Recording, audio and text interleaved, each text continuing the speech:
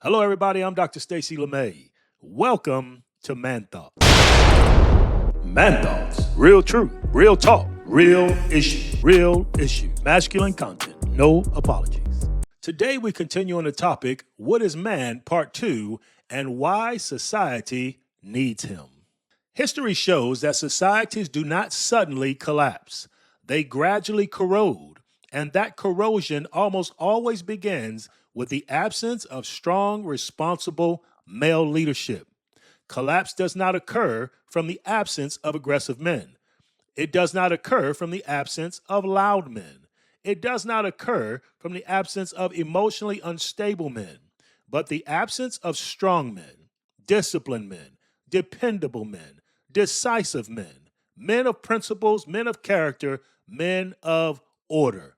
Today I'll be sharing how we can avoid societal collapse. Stay tuned. When manhood is attacked, it's not the men who suffer first. It's the women, the children, and the entire civilization that ultimately suffers. First, let's address the lie. Men are the problem. Modern culture says that masculinity is toxic, that male strength is dangerous, that male leadership is oppressive.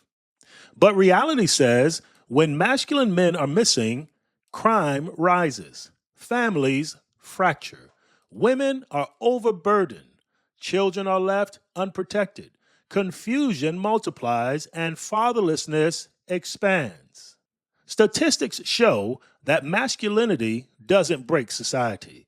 It actually is the absence of masculinity that does. It is not masculinity that destabilizes a society. It is the vacuum that's left when masculinity disappears. Without strong men, families lose stability. A father's presence is more than just an income. It's instruction, it's identity, it's internal discipline that is modeled on a daily basis. And without stability, children inherit confusion instead of clarity. Without strong men, young boys lose direction. Young men require boundaries. They require being challenged. They require correction and purposeful calling. Without clear masculine formation, their energy becomes unmanaged aggression.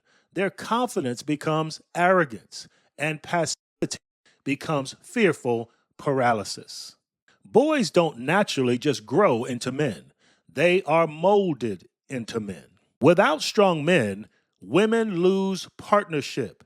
Women are strong, don't get me wrong, but they were never designed to carry everything alone. When men disengage, women absorb an overwhelming emotional load. The financial burden increases, the decision fatigue expands, and the relational strain intensifies. Again, women are strong, but she was never created to carry the entire load. The strength of mankind was meant to be shared, not shifted. Let me say that again. The strength of mankind was meant to be shared, not shifted. When God created man, he said, created them male and female, and he said, let them. Without strong men, communities lose order. Strong men build invisible systems. They build boundaries, standards, protection, and accountability. When those systems erode, disorder disguises itself as freedom, and chaos finds an entryway through excessive compassion. Without strong men, the church loses its backbone. Without principled men, truth then becomes neglected. Standards slip lower and lower and lower. Courage declines, and conviction becomes optional. A society can survive angry men. What it cannot survive is the absence of strong men. Now I'd like to share what real manhood produces. Strong men produce safety and protection to homes. They produce structure, discipline, and they give direction to chaos and disorder. Strong men produce stability to marriages and family. They produce standards and morals and values. And lastly, they produce succession of generational leadership. What we see from this list is that strong men don't dominate healthy societies. They are literally the foundations that uphold them. I want to begin closing with just a few more points. How can we restore real manhood? Manhood will return when boys are challenged. We must give them responsibility before they are met with rebellion. Manhood will return when men are expected to lead. We must stop apologizing for placing expectations upon young men. Real men rise to standards, not sympathy.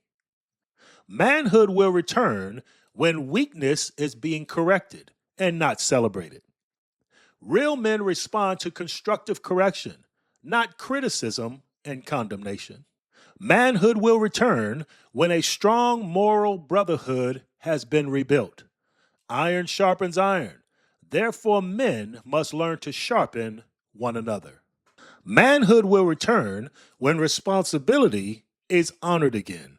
We must applaud sacrifice. We must reward discipline. And we must recognize integrity. One thing is sure, we will not fix men by shaming them. We will fix men by reclaiming them. We will not fix men by calling them out. We will fix men by calling them up to a higher standard. And finally, the big question: what is a man? Let's be very clear. To ask what is a man is to ask the most important question of human civilization. Because until you understand what a man is, you cannot understand what a family is, what leadership is, what a society is, or what God's purpose for man was placing him on the earth. Man is not merely biological. He is philosophical in nature. He is theological in origin. He is scientific in observation. And he is very practical in consequence. So again, what is a man? Let's answer this question in practical and simple form. A man is an adult male who accepts responsibility. He exercises self-control. He leads with courage. He builds and provides what others depend on. In short, a man is a responsible and benevolent source. Man Thoughts. Real truth, real talk, real issue, real issue. Masculine content, no apologies. This channel exists to restore clarity, courage, and conviction to masculine men. If that resonates with you, like, comment, and subscribe right now. For more masculine content from this channel, click right here.